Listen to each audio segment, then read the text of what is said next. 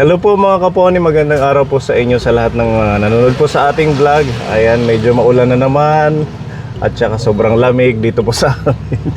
Ayan, patuloy pa rin po tayo sa ating pagmimisyon. Shoutout sa mga masugid nating tagapanood, lalong-lalo na po yung mga hindi nag-skip ng ads. Maraming salamat, napakalaking tulong po para magkaroon tayo ng revenue sa ating channel. Thank you sa inyo and sa mga kaponi sponsors, more blessings. Salamat sa inyong pagpapaabot ng blessings sa mga kababayan natin. And ngayong araw po, pupunta tayo sa mag-asawang matanda dito sa Barangay Kalingatngan.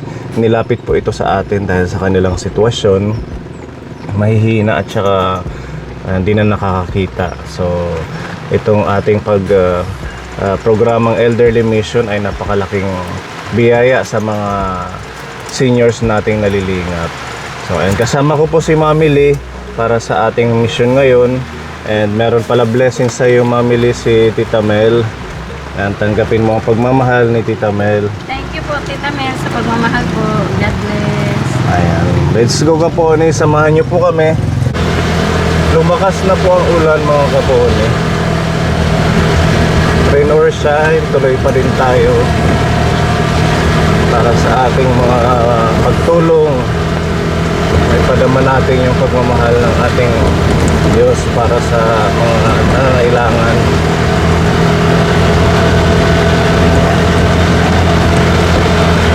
Tatawid tayo ng ilog kaponi dahil lumipat na pala ng bahay si Lola. Kinuha na daw ng anak niya. So nandito na sa Barangay Sorok. Kaya tatawid tayo. May bangka dito na nagpapabalik-balik para sa mga pasahero. Actually ito po yung Barangay Kalingatngan. Dito naman po yung Barangay Sorok. Ayan po. Lakas ng ulan.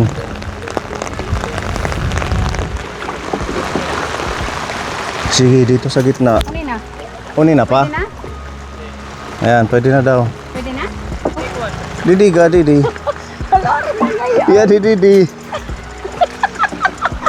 Kada, madulas ka. Sa gitna tayo.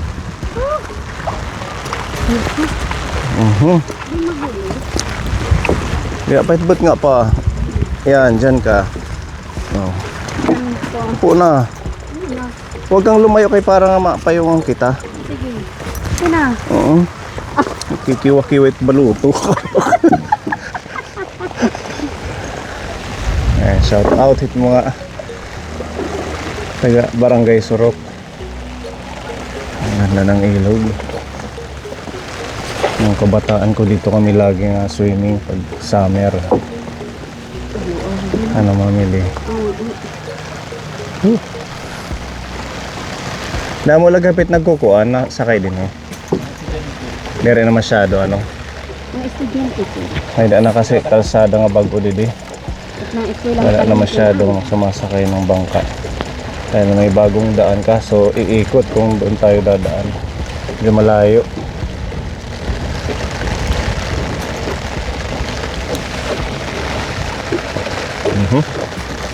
Maagos yan ano. Tuigla. Diri na yung lubas din ito yan?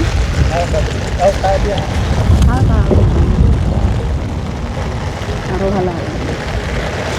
Mau pa igla ba? Maganda dito maglaba.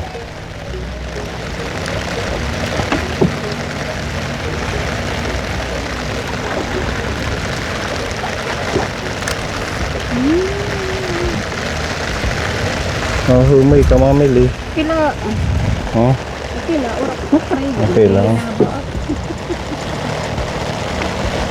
Nilalagyan na ng breakwater doon, oh.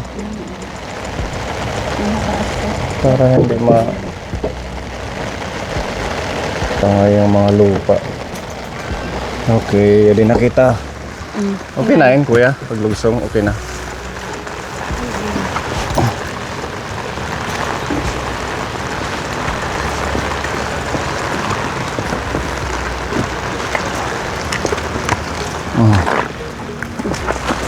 Nagpirit bayad 5 pesos, makakasakay ka na. Gawin nating 50 para kay kuya. Hindi hinala. Okay. Good luck, kuya. Sana makadamot ka. Tayo. Mag-restart ka camera. Ako na lang. Kahit mo. Mahuhuli ka. Kapakpari. Sama uwan. Ayan ang Barangay Sorok. Hanapin natin ngayon si Lolo Fred at saka si Lola Marta.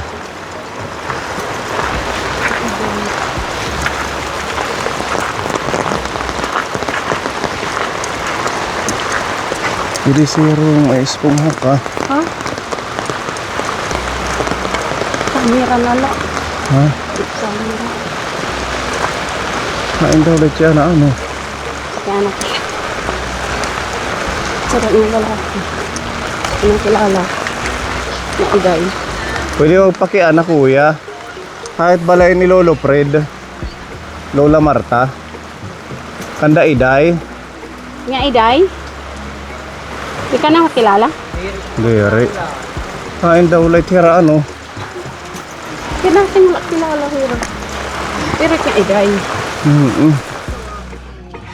Ayan, nahanap na rin natin sa wakas ang bahay na tinitirhan ng mag-asawang matatanda. Dito pa sa loob. Nandyan sila. Dito yung dalawa. Nanay. Papasok ako, okay lang. Sige, papasok. Ito ng nanay ko, si Marta Kialpo. Ah, ito si At Nanay si Marta. Alfredo Kialpo. Kumakain din. Kumakain. Kain, harap ka. Okay lang. Patapusin muna siya. Itong dalawa to, hindi na to po nakakakita. Hindi na nakakakita. Opo, lalo na ito, ano din, ulianin din po siya. Yung, at lalo na hindi nakakakita. Yung tatay ko din naman, namamaga yung mata niya, kaya hindi siya nakakakita. Nagpunta kami sa Kalingatngan.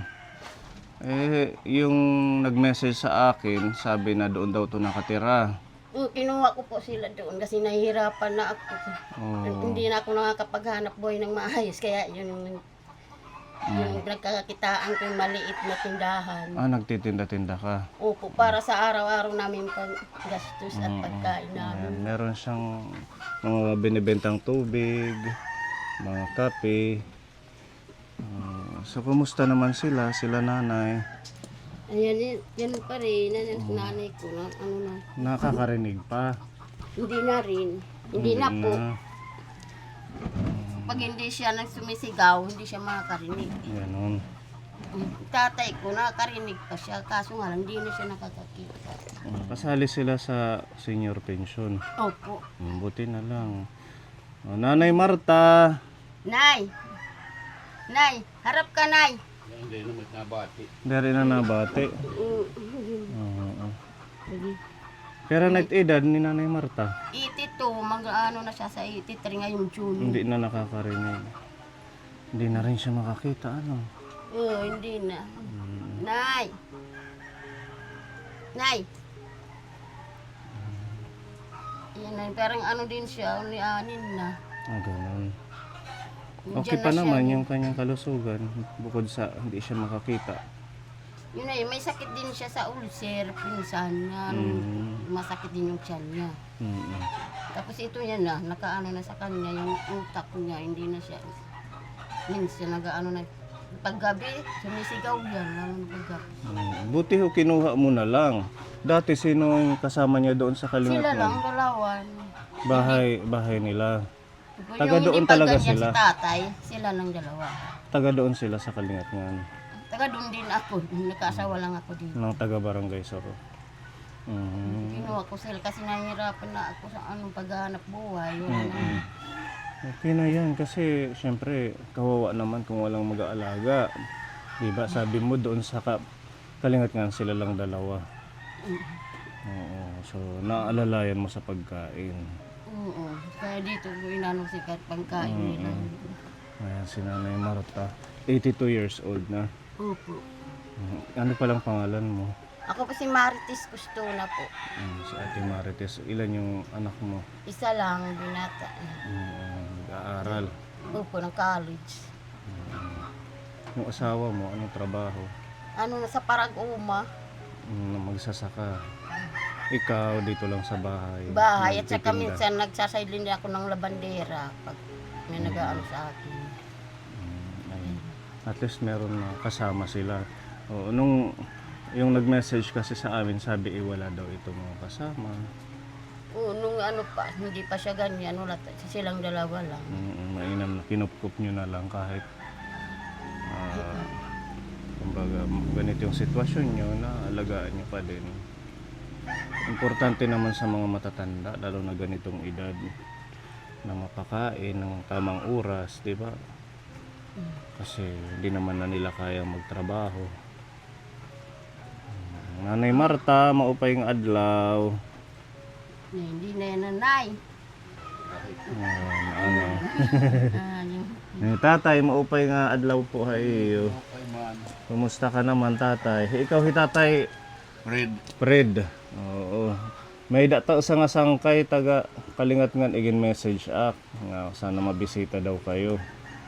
May isang nag-reach out na Bagay ni Rabibi. follower natin. Yung gaya. Yung Hunggaya na sana matulungan daw kayo. Ilan taon ka na, tatay?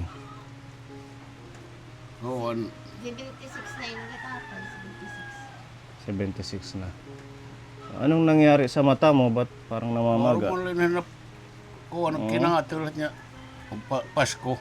Nung Pasko lang yan? Manloyo. Hindi mo muna pa-check up? Pina-check up ko na ito. Nasingat kami. Burdok. Sa provincial. Mata. Ay, ophthalmologist. Yung ko na iya, ipirahan niya. Nadi rin yung mitote ko, pirahan niya. Operahan daw. Ano ko na iya, operahan. Dahil kanloyo naman lang nakita.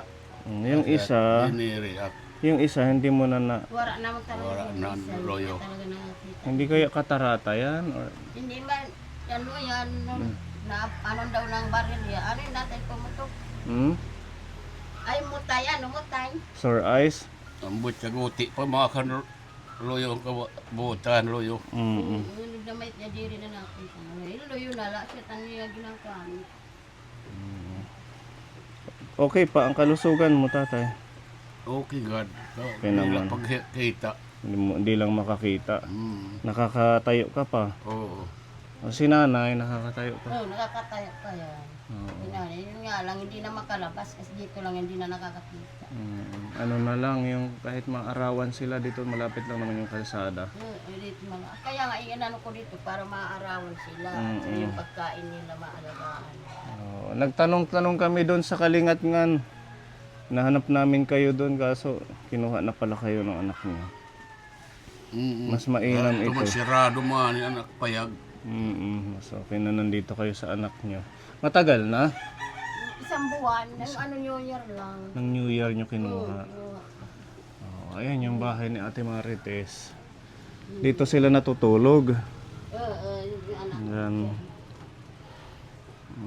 Meron kaming ibibigay na tulong para sa kanila sa pagkain. Salamat po. Ayan, shout out Tita Thank M. you po, tita. Yung Tita M. Tita M ng Japan, thank you po. Nagbigay siya ng pagmamahal para may pagkain kayo, tatay. Mahalagang 2,000 po ito. Yan, meron pong bigas. At meron din mga pang-snack sila, tatay. Yadi. May tinapay. Yan pa naman, hindi na kumakain niya ng kanin. Ito na lang yung pagkain ito. Yun yung gusto niya kasi ipin daw niya, wala na. Si nanay. Tinapay na lang. Tinapay na lang. Kay tatay naman yung pagkain kumakain. Ayan, meron din tayong mga noodles. Ayan, bigay ni Tita M para makatulong sa Thank you po, kanila. tita M. Meron din Milo. Bigay mo Ayan, tatay, din timplahon. Salamat. May gatas. Ang nanay. Ayan, yan nanay. Gatas. Tapos oatmeal. At ito po Champion. nanay, paborito mo nanay. Cereal. Ito. Drink. May Ayan, biskuit. Ito Ito may... pa nay.